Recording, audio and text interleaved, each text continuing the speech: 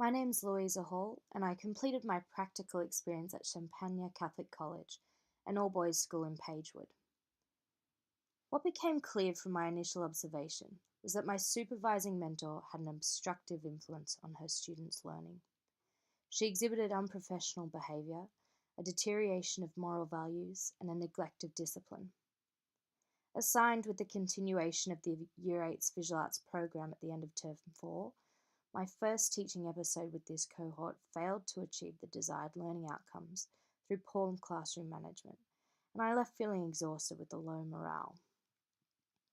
A contributing factor to this outcome was the inheritance of classes with bad habits.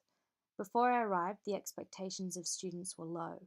The classroom was not effectively organised for creative flow. There was an anxiety surrounding the incorporation of ICT, and behavioural strategies were not implemented. Upon reflection of this teaching episode, I began altering the conditions of the classroom, implementing the Australian Professional Teaching Standard 4, which aims to create and maintain supportive and safe learning environments. I intended to achieve this standard by organising classroom resources, stock-taking potentially dangerous tools and utensils for WHS purposes, creating clearly defined spaces for students' work, and altering the classroom layout where possible to facilitate learning.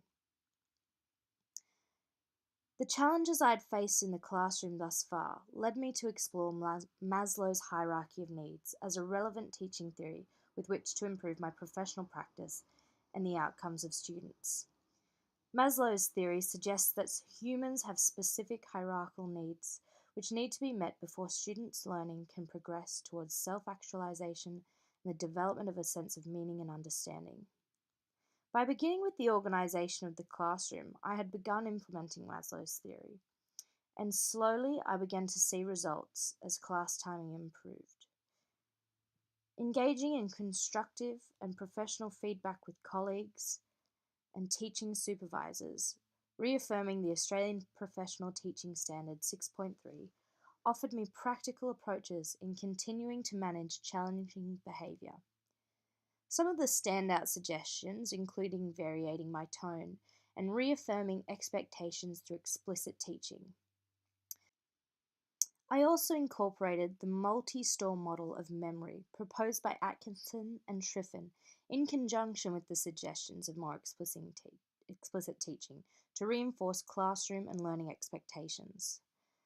The multi-store model suggests that information exists in one of three states of memory, the sensory, short-term, and long-term stores, and that through the consistent rehearsal and processing of a stimulus, information will pass from one stage to the next. I began by focusing on the pack-up of materials after an art-making activity. Through explicitly stating and constantly reaffirming expectations of this task, I noticed over the next few classes the pack-up time improved from 15 minutes to 10 minutes.